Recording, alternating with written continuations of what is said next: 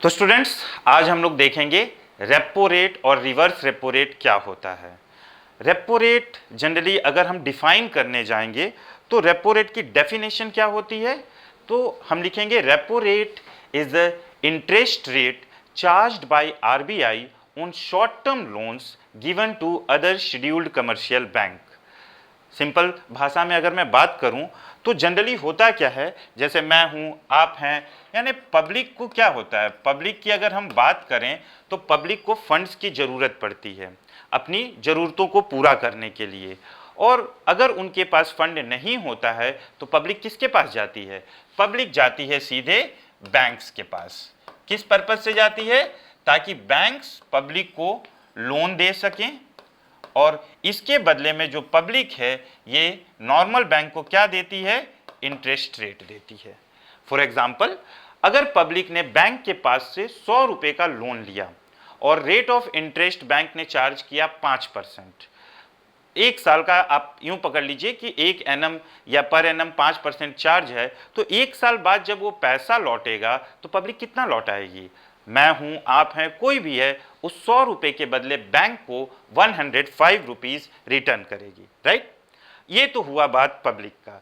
लेकिन अगर बैंकों को पैसों की जरूरत पड़े तो बैंक कहाँ जाएंगे? वही कॉन्सेप्ट है हमारा कि बैंक कहाँ जाएंगे। अगर बैंकों को पैसों की जरूरत पड़े तो बैंक किसके पास जाएगा? बैंक जाएगा कंट्री के सेंट्रल बैंक के पास। और सेंट्रल बैंक इंडिया का कौन सा है? हमारा सेंट्रल बैंक है RBI, reserve bank of India. तो जिस तरह से पब्लिक को पैसे की जरूरत पड़ती है वो बैंक के पास जाते हैं, वैसे ही जब बैंक को पैसे की जरूरत पड़ती है तो वो आरबीआई के पास जाता है। और इसीलिए आरबीआई को हम क्या बोलते हैं? Bankers bank. राइट? इतना आपको समझ में आया? बट जैसे हम बैंक के पास जाते हैं लोन लेने के लिए और बैंक हमसे इंटरेस्ट रेट चार्ज करके प्रॉफिट बनाता है, in the same way RBI will also charge certain amount of interest rate on banks. जो भी बैंक उनके पास पैसा लेने जाएगा उससे क्या करेगा? Certain amount of interest rate charge करेगा। और उसी इंटरेस्ट रेट को क्या कहा जाता है? रेपो रेट कहा जाता है। तो ये होता कैसे है? फॉर एग्जाम्पल, बैंक गया आरबीआई के पास क्या लेने के लिए? लोन लेने के लिए। और ये लोन कैसा होगा? ये लोन होगा शॉर्ट टर्म लोन, ओवरनाइट, एक दिन के लिए लोन ले सकता है। तो वैसे शॉर्ट टर्म लोन के लिए जब बैंक आरबीआई के पास जाएगा तो आरबीआई इसको क्या देगा? आरबीआई इसको लोन दे देगा कि ठीक है भाई, आप ये लोन रख लो। उसके बदले में बैंक आरबीआई को क्या देगा? सिक्योरिटीज देगा। सिक्योरिटीज देगा। सिक्योरिटीज क्या होता है? ये सिक्योरिटीज बैंक के पास, जैसे बॉन्ड हो गया, ट्रेजरी बिल हो गया, इस तरह की चीजें होती हैं जो बैंक सिक्योरिटीज किसको दे देगा? आरबीआई को दे देगा। और जब ये सिक्योरिटीज आरबीआई को देगा उसी समय एक एग्रीमेंट बनता है। वो एग्रीमेंट में पूरा स्पेसिफाइड होता है कि ठीक है, ये सिक्योरिटीज बैंक ने आरबीआई को दिया, आरबीआई ने उसके बदले में बैंक को पैसे दे दिए। लेकिन एक एग्रीमेंट में क्या लिखा जाएगा कि सर्टेन पीरियड के बाद जो बैंक है वो आरबीआई से अपनी सिक्योरिटी वापस ले लेगा। यहां पे क्या ट्रांजैक्शन हो रहा है? एक तरीके से नॉर्मल ट्रांजैक्शन समझिए। बैंक ने सीधे सीधे सिक्योरिटी दिया, आरबीआई ने पैसा दे दिया, मतलब बैंक ने क्या किया? अपनी सिक्योरिटी एक तरीके से बेच दी। लेकिन कंडीशन फिर क्या एग्रीमेंट में बनता है कि भाई सर्टेन पीरियड के बाद आप अपनी सिक्योरिटी को वापस खरीद लेंगे, यानी क्या कर लेंगे? रीपरचेस कर लेंगे। तो जब एग्रीमेंट में ये मेंशन होता है और सर्टेन पीरियड ऑफ टाइम के बाद क्या किया जाता है कि मान लीजिए यहाँ पे लोन अमाउंट है 100 रुपीज़, ठीक है भाई, आरबीआई ने 100 रुपीज़ बैंक को दे दिया। इसके बदले में क्या हुआ? आरबीआई को इसने सिक्योरिटी जमा कर दिया। कुछ दिन बाद फिर क्या होगा? उसके बाद आरबीआई इनका सिक्योरिटी जो है उसको क्या कर देगा? रिटर्न कर देगा। और इसके बदले में बैंक क्या करेगा? आरबीआई का जो लोन अमाउंट है वो रिटर्न कर देगा। Simple process. अब आप सोचेंगे कि इसमें आरबीआई का फायदा कहाँ पे हुआ? आरबीआई को इसमें क्या फ़ायदा मिला? तो आरबीआई का फ़ायदा क्या हुआ कि जो हमने देखा था कि लोन 100 रुपये का जा रहा है, एक्चुअली में वो 100 रुपये का नहीं जाता है। आरबीआई क्या करती है कि certain amount of interest rate charge करके कुछ पैसे काट के देती है। फॉर एग्जाम्पल, आप यूँ समझिए कि बैंक ने जो सिक्योरिटी डिपॉजिट किया है, बैंक ने क्या दिया है आरबीआई को? सिक्योरिटी दिया है, ठीक है। इस सिक्योरिटी की प्राइस क्या है? 100 रुपीज़ है। और अगर आरबीआई ने डिसाइड किया है कि रेपो रेट जो है वो 5% का है, तो इस केस में आरबीआई करेगा क्या? सिक्योरिटी तो 100 रुपये का आरबीआई ने ले लिया, लेकिन आरबीआई बैंक को 100 रुपीज़ नहीं देगा। वो क्या करेगा? 5 रुपये कट कर लेगा। कितना कट कर लेगा? 5 रुपीज़। और आरबीआई जब इसको लोन अमाउंट देगा तो वो लोन अमाउंट कितना होगा? लोन अमाउंट होगा 100 minus 5 is equal to 95 rupees. सिर्फ 95 रुपये आरबीआई बैंक को प्रोवाइड करेगा।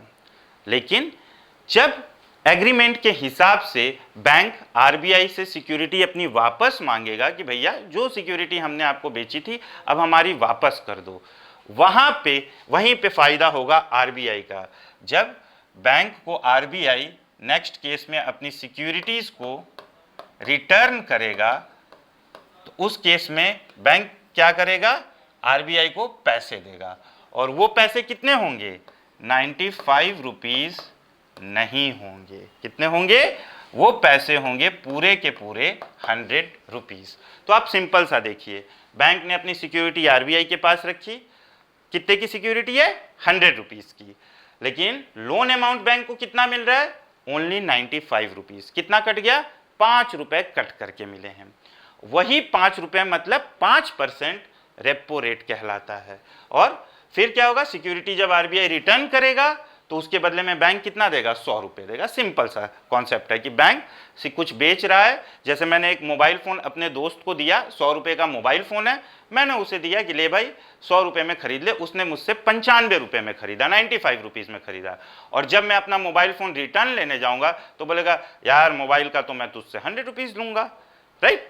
तो उस पर मेरे दोस्त को कितना फ़ायदा होगा? 5 रुपये का फ़ायदा हो जाएगा। वैसे ही आरबीआई को यहाँ पे 5% यानी 5 रुपये का प्रॉफिट हो जाता है। और इसी परसेंटेज को, जो ये रेट ऑफ इंटरेस्ट चार्ज होता है, इसे कहा जाता है रेपो रेट। डिसाइड कौन करता है?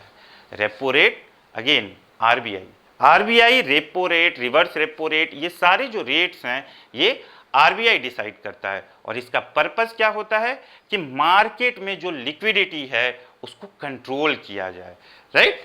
लिक्विडिटी को बेसिकली मेन पर्पस क्या है? रेपो का अगर मेन पर्पस देखें तो इसका मेन पर्पस है लिक्विडिटी को कंट्रोल करना, ठीक है? लिक्विडिटी को कंट्रोल करेगा ये आरबीआई। अब लिक्विडिटी होता क्या है? अगर लिक्विडिटी की बात की जाए, लिक्विडिटी क्या होता है तो उसमें लिक्विड का मतलब क्या होता है? आपसे पूछते हैं ना दोस्त, यार तेरे पास कुछ लिक्विड कैश पड़ा है? लिक्विडिटी का मतलब जो जेब में पैसे हों या फिर कोई ऐसा एसेट जिसको तुरंत लिक्विड यानी कैश में कन्वर्ट किया जा सके। एग्जाम्पल के तौर पे अगर मेरे पास 500 रुपये हैं, हाँ यार मेरे पास लिक्विड कैश पड़ा है 500 रुपये का, तो ठीक है। तो क्या मेरे पास उतना ही है? लिक्विडिटी में सिर्फ वो 500 रुपये आएंगे? नहीं, ये गोल्ड ये भी आ सकता है लिक्विड में। क्यों? इसको तुरंत बेच के मैं कैश में कन्वर्ट कर सकता हूँ। लेकिन ज़मीन की बात करें तो वो लिक्विड फॉर्म नहीं होगा। भाई ज़मीन बेचने के लिए आप सोर्स लगाओ, प्रॉपर्टी डीलर के पास जाओ, 4 लोगों से बात करो कितने दिन में कन्वर्ट होगा, सामने वाले ने पैसा दिया नहीं दिया, ये सारी चीज़ें आती हैं। तो लिक्विडिटी का मतलब होता है कैश प्लस वो सारे एसेट जो जल्दी से जल्दी कैश में कन्वर्ट हो जाएं। समझ में आया? तो ये होता है लिक्विडिटी का मतलब। अब लिक्विडिटी कंट्रोल करने की बात कहाँ से आती है? भाई क्यों लिक्विडिटी कंट्रोल करना? सिंपल सा फंडा है। आपके पास अगर ज़्यादा पैसा होगा तो आप क्या करो? अगर मान लीजिए आपके पास 10,000 रुपये है तो आप चलो भाई 10,000 का मोबाइल फ़ोन कोई देख लेते हैं, ले लेते हैं। अगर आपके पास 1,00,000 रुपये है, अरे यार आईफोन तो चाहिए, होता है कि नहीं होता है? तो जब आपके जेब में ज़्यादा पैसा होता है तो आपकी डिमांड ज़्यादा बढ़ती है। और जब ज़्यादा डिमांड बढ़ने लगता है, अगर कहीं भी डिमांड मार्केट में कभी भी राइज करेगा तो इसका रिजल्ट क्या होगा कि इन्फ्लेशन जो है, इन्फ्लेशन वो भी आपका राइज करेगा, है ना। अगर मान लीजिए 1 किलो टमाटर है और एक आदमी को आधा किलो टमाटर चाहिए तो 10 रुपये किलो, वो 5 रुपये में आधा किलो ले लेगा। बट व्हाट इफ 5 आदमी को 1-1 किलो टमाटर चाहिए, तो डिमांड बढ़ जाएगी, तो टमाटर वाले के मजे आ गए, वो 10 रुपये के बदले 20 रुपये किलो बेचेगा, 30 रुपये किलो बेचेगा। तो इससे क्या होगा, महंगाई, इन्फ्लेशन विल इंक्रीज। ओके, तो इन्फ्लेशन को कंट्रोल करने के लिए RBI repo rate, reverse repo rate, सबके इंटरेस्ट रेट तय करती है।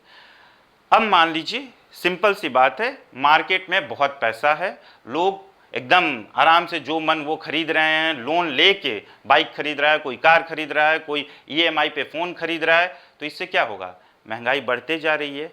उस केस में आरबीआई क्या करेगा कि भाई महंगाई को कंट्रोल करना है, तब आरबीआई क्या करेगा, ये रेपो रेट को आपके इंक्रीज कर देगा। रेपो रेट यानी लोन देने के इंटरेस्ट रेट को वो बढ़ा देगा।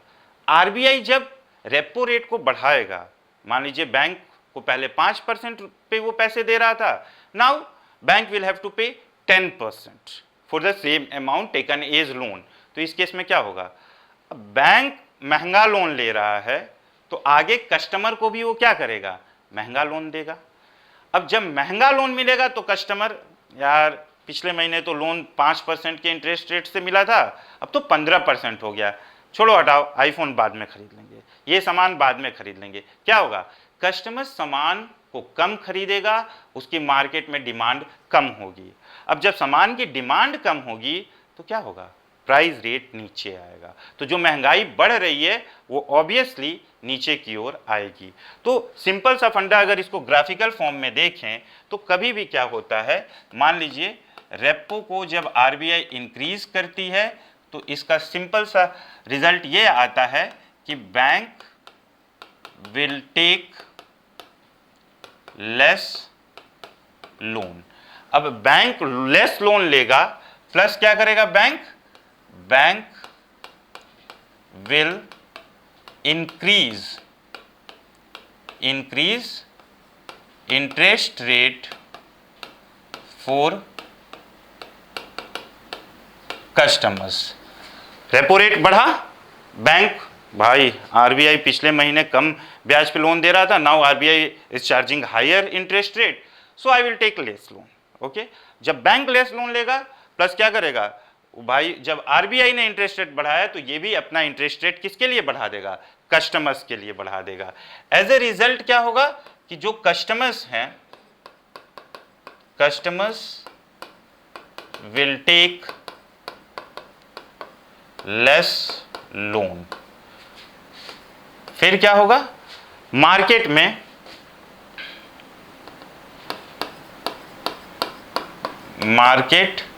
जो मनी सप्लाई है वो आपकी डिक्रीज हो जाएगी।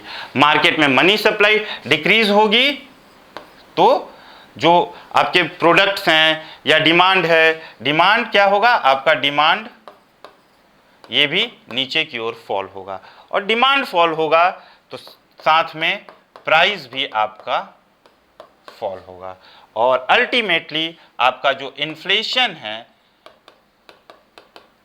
वो भी फॉल होगा। इस तरीके से आरबीआई लिक्विडिटी को कंट्रोल करती है। अब क्या हुआ, नेक्स्ट सीन इसमें क्या आएगा कि भाई मार्केट में लोग सामान खरीद ही नहीं रहे, अब सामान नहीं खरीदेंगे तो मनी फ्लो रुक जाएगा। मनी फ्लो, फिर अगर आप लोग डिमांड करना कम कर देंगे, फ़ोन्स की डिमांड मान लीजिए मार्केट में कम हो गई, तब क्या होगा, ऐसे किया, अब फ़ोन की डिमांड कम हो गई, फ़ोन की डिमांड कम हो गई तो उसका प्रोडक्शन कम होगा, प्रोडक्शन कम होगा तो उसमें जो लोग एम्प्लॉयड हैं उनका एम्प्लॉयमेंट खत्म होगा, एम्प्लॉयमेंट खत्म होगा तो क्या होगा, उनकी सैलरी नहीं आएगी, सैलरी नहीं आएगी तो क्या होगा, पैसे जेब में कम, अब और डिमांड में कमी आएगी और एम्प्लॉयमेंट खत्म होगा। ऐसे कर करके क्या हो जाएगा कि जो इकोनॉमी है वो पूरी तरीके से खत्म हो जाएगी, मतलब इकोनॉमी को बहुत नुकसान होगा और हमारा जो रिसेशन पीरियड है वो हमें देखने को मिल सकता है। तो गवर्नमेंट ये भी नहीं चाहेगी, आरबीआई ये भी नहीं चाहेगी कि मार्केट में से डिमांड कम हो। आज आपके देश में लोग महंगाई महंगाई चिल्लाते हैं, गवर्नमेंट अगर तगड़े स्टेप्स ले तो महंगाई नीचे आ जाएगी, लेकिन उसका रिजल्ट क्या होगा?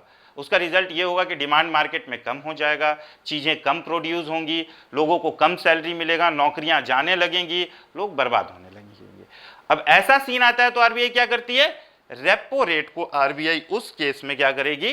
रेपो रेट को डिक्रीज कर देगी कि भैया रेपो रेट को डिक्रीज कर दो। रेपो रेट को डिक्रीज करेंगे तो बैंक मनी क्या होगा? बैंक के पास पैसे क्या हो जाएंगे? बढ़ जाएंगे। क्यों? क्योंकि bank will take more and more loan. Bank के पास पैसे बढ़ेंगे तो उससे क्या होगा? पब्लिक के जेब में जो है, पब्लिक में भी जो मनी है वो भी आपका बढ़ जाएगा। इससे क्या होगा? डिमांड जो है ये भी बढ़ जाएगा। डिमांड बढ़ेगा तो क्या हो जाएगा? फिर इन्फ्लेशन अल्टीमेटली जो है आपका वो भी बढ़ जाएगा। तो गवर्नमेंट यूं कह लीजिए आरबीआई क्या करती है? रेपो रेट को कम ज़्यादा अकॉर्डिंग टू सिचुएशन करती रहती है ताकि वो इन्फ्लेशन को कंट्रोल कर सके, लिक्विडिटी को कंट्रोल कर सके। समझ में आया? और रेपो का फुल फॉर्म क्या होता है? Repurchase option. क्यों रीपरचेज ऑप्शन? याद करिए, लास्ट टाइम मैंने क्या बताया था कि सिक्योरिटीज रखा जाता है किसके पास? आरबीआई के पास, और फिर उसी सिक्योरिटी को रीपरचेज किया जाता है। तो सिंपल सा फंडा है रेपो रेट का, आप लोग इसको ध्यान दीजिए, कभी कोई क्वेश्चन आपका गलत नहीं होगा अगर आप एक सिंपल सा फंडा समझ लें कि पैसा आपको देखना है, पैसा आरबीआई चोक कर रहा है या मार्केट में फ्लो होने दे रहा है। इतना ध्यान में रह गया तो आपका रेपो रिलेटेड कोई क्वेश्चन कभी गलत नहीं होगा। कभी भी आता है अच्छा रेपो रेट बढ़ा रहा है यानी कि मार्केट में पैसा कम जाएगा, क्या कर रहा है? पैसे को चोक कर रहा है। तो अब सिंपल है, पैसे को चोक करेगा तो डिमांड कम होगा, डिमांड कम होगा तो इन्फ्लेशन कम होगा। रेपो रेट कम करेगा तो क्या होगा? बैंक को ज्यादा पैसा जाएगा, मार्केट में ज्यादा पैसा आएगा, डिमांड बढ़ेगा, इन्फ्लेशन बढ़ेगा। तो ये सिंपल सा कॉन्सेप्ट है रेपो रेट का। नेक्स्ट क्लास में हम बात करेंगे रिवर्स रेपो रेट के बारे में, एसएलआर क्या होता है, सीआरआर, ये सारी चीजों को धीरे धीरे हम देखेंगे। फिलहाल के लिए इतना ही।